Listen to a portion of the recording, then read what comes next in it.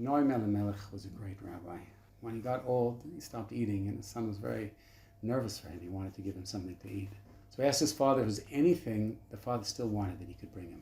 And the Noam Elimelech said, there is one thing. And he told him the following story. He said, one time I was traveling with my brother Zusha, and it was late, and we reached this old hostel, this old tavern run by a Jewish family. We knocked on the door, and a young woman answered.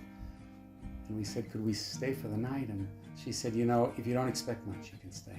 We came in, we put our beds down by the fire, and an hour later she brought out a bowl of borscht. And that borscht was the best thing I've ever had. It's the one thing that I would still love to eat. So of course the son couldn't get the borscht, and the father passed away. The son took over from the father and forgot all about the borscht. And one day he was traveling also. And he found himself in the middle of the Ukraine, and he found an old house, just like the one his father had described to him. He knocked on the door, and an older woman answered, and he said, could I have a place to stay? And she said, yeah, if you don't expect much, you can come in.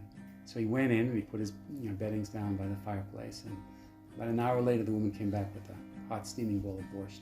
And it was incredible. It was the best thing he'd ever eaten. And he asked the woman who had been watching him from the side, he said, could you tell me the recipe? And she said, years ago, there was another man who came here, looked just like you. I think it was with his brother, and I've never forgotten him. Because, we work with peasants, and they drink a lot, and they're very rough, and it's very rare that we get special people, holy people that come by. And I saw in that man, as soon as I saw him, that he was a holy man. And suddenly I wanted to give something to him.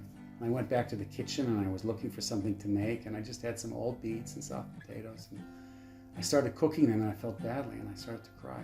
And I said, God, I really want to give something to these men that you've brought by, but there's nothing for me to give. So I'm going to make the soup, and you'll have to spice it. You've got all the spices in the Garden of Eden. And you came to the house, and I saw you, and you also look like a very special, very holy man. And again, I wanted to give something. And I went back into the kitchen, and again, we don't have much to eat. I started to cry, and I said, God, I really feel badly. I want so much to give something delicious to this man, but I don't have anything. So if I make the soup, God, maybe you can spice it. And then she asked Eliezer if he wanted another bowl of soup, and he said, no, thank you. You've already given me a taste of the world to come.